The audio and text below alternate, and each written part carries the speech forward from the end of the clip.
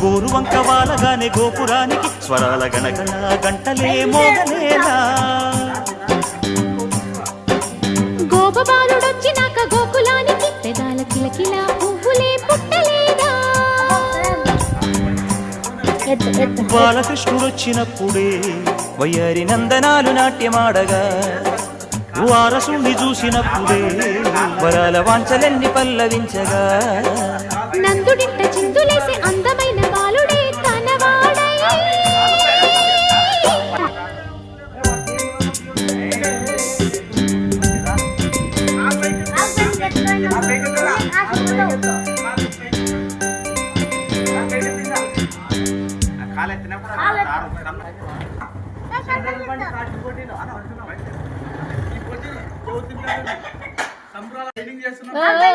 ఎత్తులే